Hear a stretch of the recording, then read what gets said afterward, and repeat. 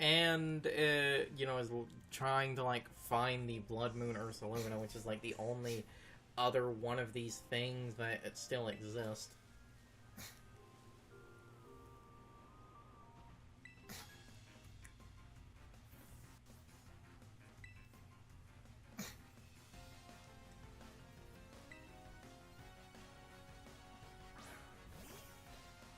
Sprout. Oh, you sweet summer child.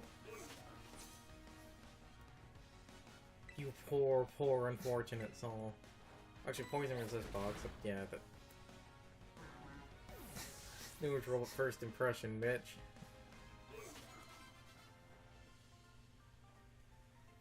I love how we can have actual good bug types now. And that bug types aren't forced to just be terrible. Damn it. Alright. There's a far funnier joke you could have said. I thought about making a dumb... Like, I thought about saying pigeonhole, but actually saying pidgey-hole to see Not if you that. would notice, but then I thought that would be too No. obvious. No. Far funnier. I'm actually glad. Hold on. I'm actually glad we can have good bug types now, and bug types are not forced to be Caesar. Because Yes. Caesar is the goat. Okay, technically Go-Goat's the goat. I would assume. I got old Golgurt. Because that was a common nickname for Go-Goat back in the day, because it being Go-Goat, it was actually really, like, it's one letter off from, like, Golgurt. It's really close to Go-Gurt. So everyone would It's the Go-Goat! So everyone would call it a Golgurt. Joking aside, Caesar is pretty good. Poochyena. Small doggo. And it's not Intimidate. Don't believe the first one gets Intimidate. I think that's The one woman's had Intimidate. No? Wait. I know the... Oh, Sealot. Wait, that's for it. Actually, no, it's not. It's not dark yet, is it? No? Yeah, it only becomes dark when it gets nipples. Oh, the nipples make it evil! Insert South Park joke here. Puh. That's just where my mind went. I thought your mine was gonna. Hey, a Pikachu. Is it male or female? It's Mel. Because those details are actually represented on the overworld. No, you said nipples, so my mind went to that South Park joke. I thought it would go to the Ren and Stimpy joke. No. Yes, but I'm talking about the cable people, where it's this joke where there's only the one, like, local cable branch, and they literally have, like, terrible deals, and you have to order, like, channels in bulk packages. You can't just customize. And whenever the people who are running that cable place discuss their terrible deals, they're... Traveling app developer. What the hell is this? Snazzy new feed? Did you talk to this person? No. What the fuck did you do?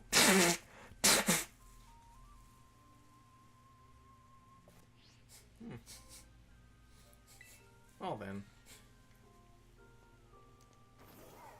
I don't remember talking to them. I might have actually grabbed it. Which is funny, because I think I got the prompt for that. Anyway.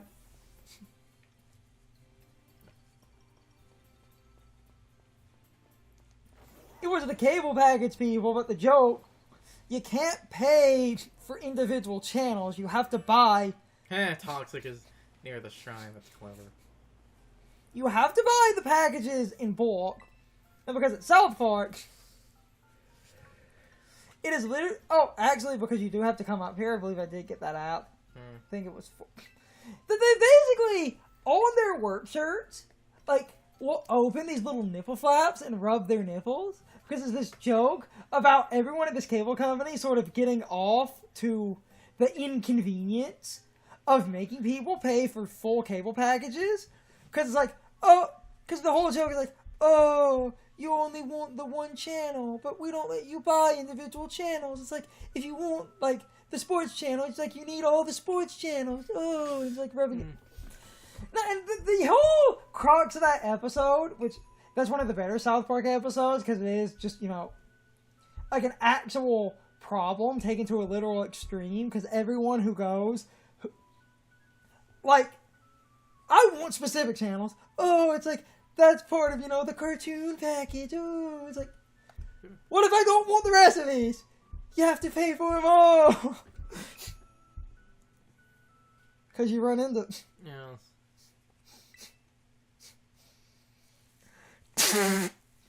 Oh, no. So I guess now the modern equivalent to that would be you pay for a streaming service for one show. And when you were talking about renting, Steve, them going I don't need any rubber nipple protectors, but if you got any rubber walrus protectors, I could use a couple of those right about now. Call the police!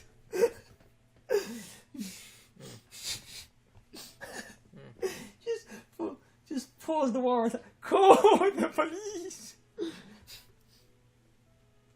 Now let's talk about John Gay. No. Yep. No. Why? You know exactly why. We could talk about Go-Go Hypergrind.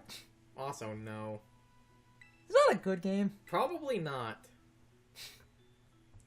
Is it, though? Probably not. So I still do want to know, like, if it is true that the people that developed that, they were called Proponchi, that was apparently a, like, subsidiary of Atlas or something, so they apparently did actually get folded, like, back into other aspects of a company, so some people who worked on that game might actually still be working at Atlas. If there's anything from Go-Go Hypergrind that's amazing, it's the music. Puh.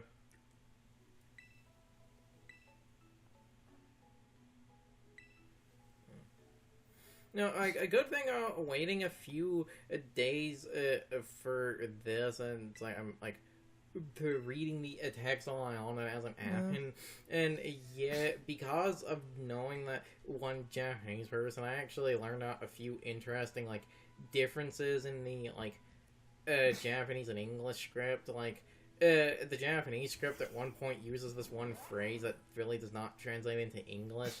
Well, so when we get farther into this, I want to try to figure out what I... This is my dog. Bark? Basically, this isn't a dragon, it's a big dog.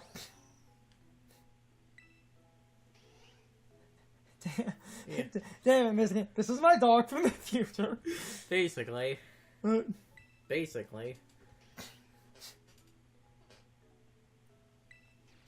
big dogs, goddammit. There's a bit of cat in there.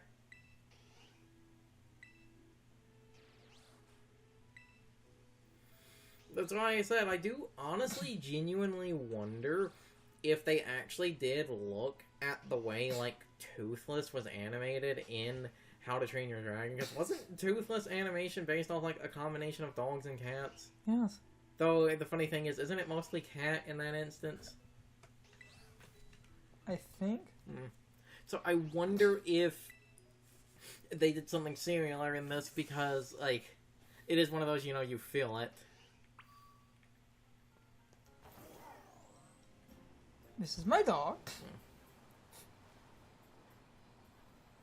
No, so I don't care what any of you say, having this thing as a bike is one of the best designs. Most of Gen 1's designs are bad and outdated, and now, because they were held back by technical limits, Gen 1 and 2 were the only two games where they designed the in-game sprites first. I think they did that for Gen 2 as well.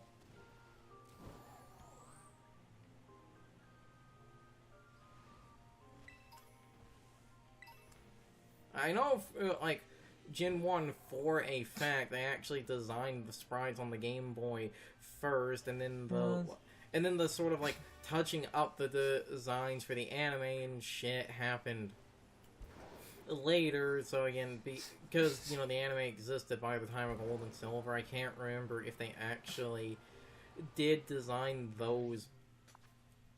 I can't remember if they did design. Just waiting to see if Ku is a filthy liar. He's going to be a filthy liar. But PK Hicks fans will be happy, man.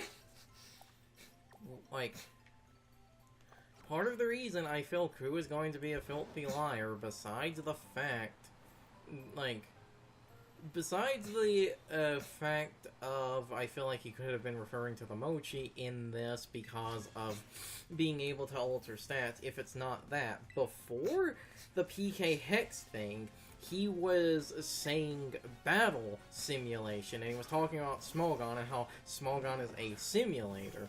And because he was saying, like, battle simulator and stuff before the whole PK Hex thing, I feel like if there's going to be something in Indigo Disc, what it's going to be, and this is one of those times, especially because of the whole, like, parental bond and stuff, that it's going to be super literal and, like, literally basically be a, like, simulator where in the context of the game you're like not actually fighting Pokémon, you're just using like a simulation or like a simulated recreation of your like team or whatever. I have to know because of how over leveled I am.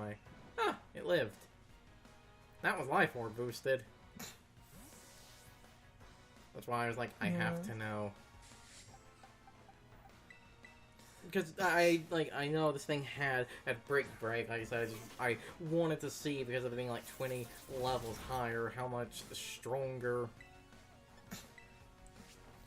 Anyway, back to the whole Ku thing, like I said, because before going on and on about like PK Hex and shit, like, the initial point was what we both said this. I don't remember if I said it in a recording.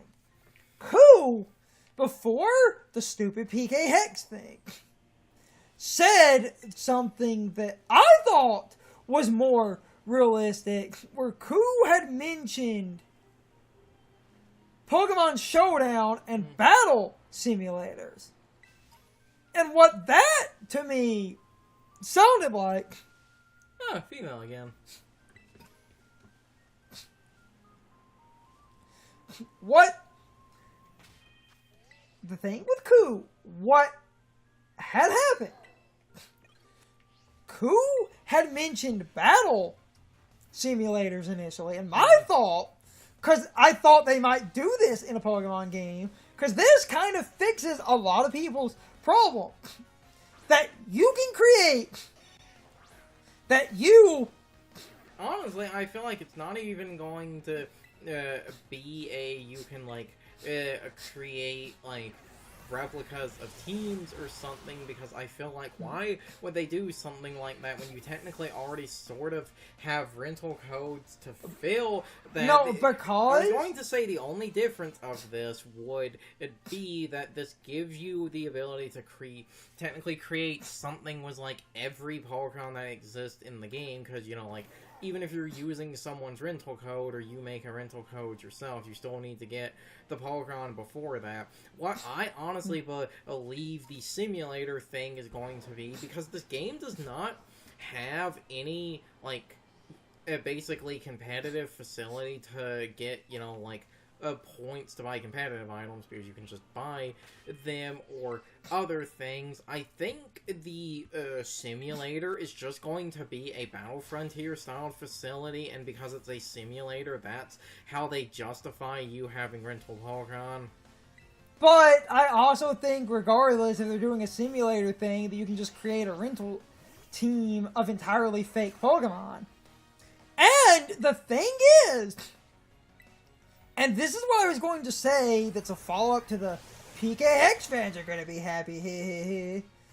Imagine in the Indigo Disc, and I can just word it this way because then Ku would have been right, on a dumb technicality that would hype people up under false expectations, and I'm going to say this before it happens, because if I'm right, even if no one's watching this video and I remember this, I can point out I'm actually spot on. And it's like, so in this hypothetical, let's say in the Indigo Disc, they, regardless of if Carson's right or not, and they have a Battle Frontier type thing, I at least think in the Indigo Disc you can go to like a lab or something, go to a computer, and literally straight out create Pokemon in this computer. And these Pokemon are probably going to be Pokemon. Yeah, you're the guy with the, like, 2 Squawkabilly. Yes. But all 3 of your Pokemon have Intimidate. I don't really have a special attacker, so time to body. Time to body press, boy. Anyway. Well, also the guy with the swagger, so...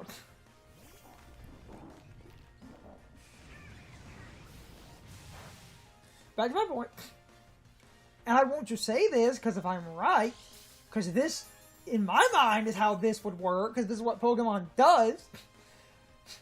And if I am completely wrong, good on you, Pokemon. But, because of the way Pokemon works, I would love, in the Indigo Disc, for me to be able to just straight out walk into a lab, hand them my, like, I can use there's the swagger. The starter I used in the story playthrough, I can use it as an example. Like, I will make my point, then I'm going to say what I assume is actually going to happen. God damn it, game. Though, because I'm raising, like, the... Defense, the... Swagger is doing nothing. Yes. Nothing. Anyway. My starter... Though, realistically, I probably only need the 1. My starter... in, it's not, sweet. Thank you, bullshit friendship boost. No, that wasn't a friendship. You just broke out of the confusion. Anyway, in Scarlet, my starter is Fuecoco. So, ideally, what I would love for the PK Hex mode would be to be able to walk into a lab in the Indigo Disc, hand them my fire starter, and literally make it have its hidden ability, give it a quiet nature, give it a 0 attack IV, boost everything else to like 31 IVs, drop its speed IV to 0, update the moves, give it a hold item, and actually edit my Pokemon to be perfect. Ideally, I would love to be able to walk into a lab in the Indigo Disc and just edit my starter to be perfect.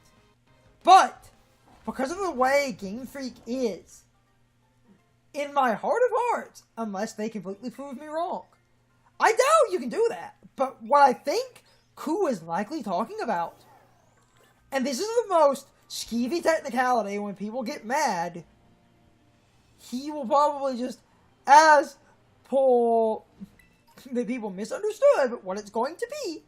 In the Indigo Disc, there's going to be a lab. And you can go to this lab, and when you go to... why did you say no to that? I wanted to talk to this guy. Then I... Oh, yeah, that guy. We didn't comment on that guy.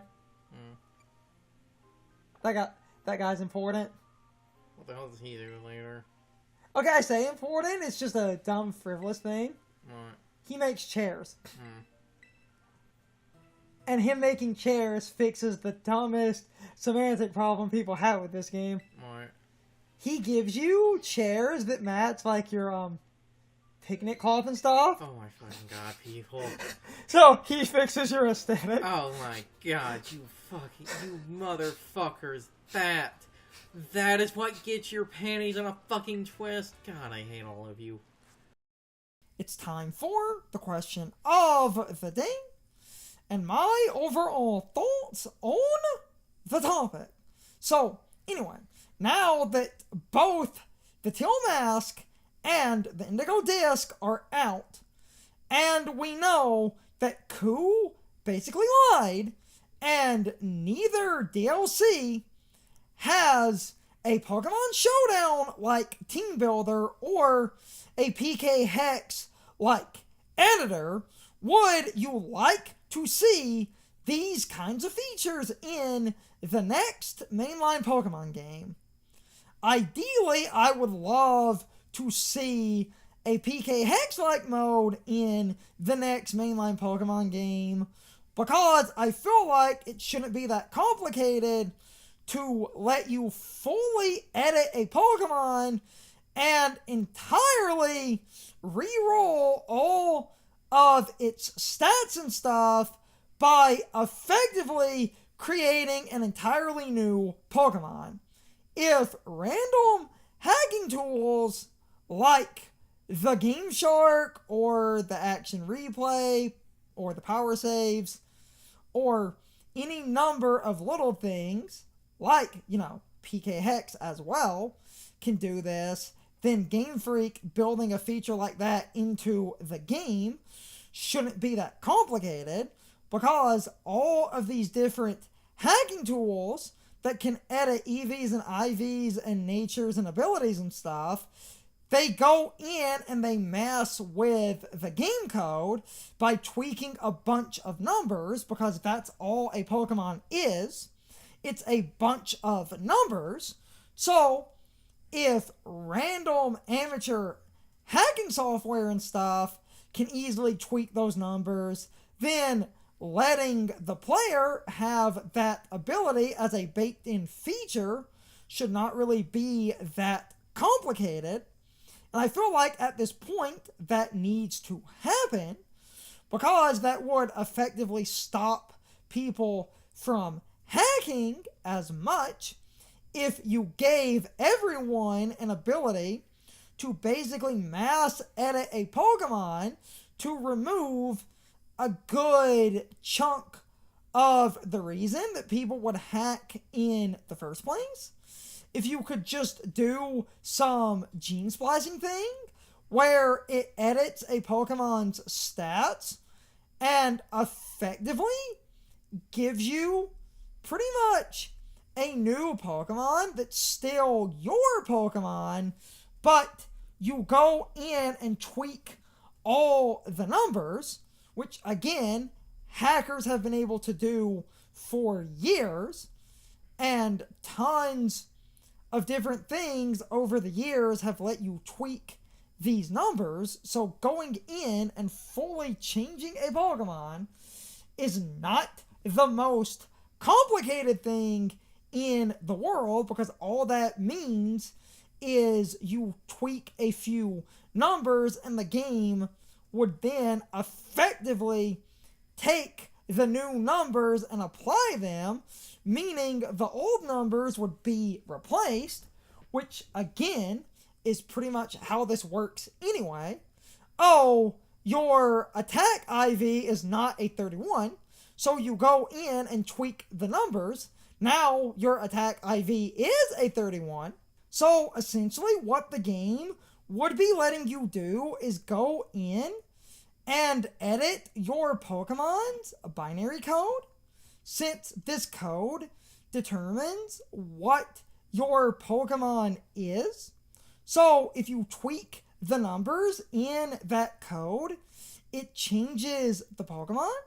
So all you would be doing is basically tweaking a few numbers in that binary code, and those numbers would essentially change the Pokemon you were trying to edit. And this is how hacking Pokemon has always worked, because all people are doing is basically editing a couple of values, and when those values are different, the Pokemon will change to reflect those values.